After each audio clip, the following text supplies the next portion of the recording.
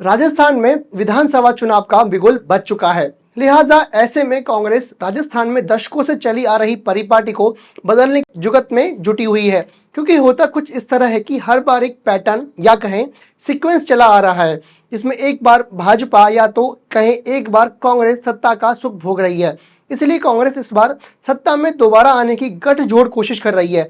इसलिए कांग्रेस हिमाचल प्रदेश और कर्नाटक में सफल रहे प्रयोगों को राजस्थान में भी लागू करने की तैयारी कर रही है। ऐसे में कांग्रेस की नई कार्यकारिणी की घोषणा के बाद अब पार्टी का फोकस विधानसभा चुनाव और उसमें उतारे जाने वाले उम्मीदवारों पर है। हालांकि उससे पहले कांग्रेस की स्क्रीनिंग कमेटी का गठन होना है।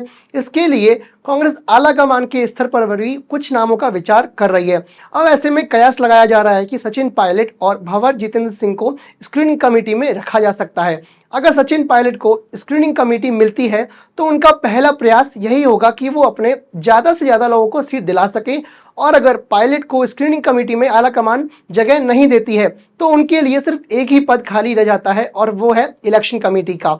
पर इसमें यह सवाल खड़ा होता है कि पायलट क्या इस पद को ग्रहण करेंगे भी या नहीं। चलिए बात करते हैं राजस्थान की उन सीटों पर जहां कांग्रेस अपने उम्मीदवारों की घोषणा 3 महीने पहले से ही कर सकती है।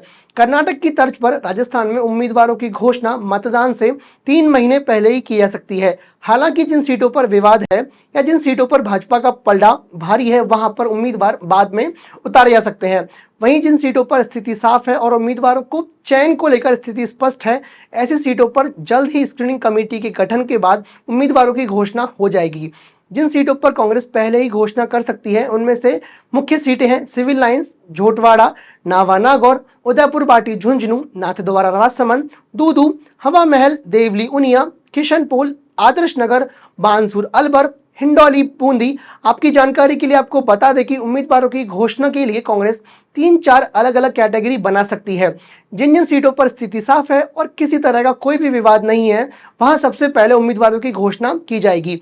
वहीं इसके बाद जिन सीटों पर छुटपुट विवाद है या 2 से अधिक ज्यादा प्रबल दावेदार हैं, ऐसी सीटों पर सही आकलन के बाद ही जिताऊ उम्मीदवार उतारे जाएंगे। और सबसे अंत में जिन सीटों पर भाजपा के बड़े नेता उतरेंगे या फिर कहें जिन सीटों पर भाजपा का गढ़ है, उन पर सोच समझकर पार्टी अंतिम फैसला लेगी।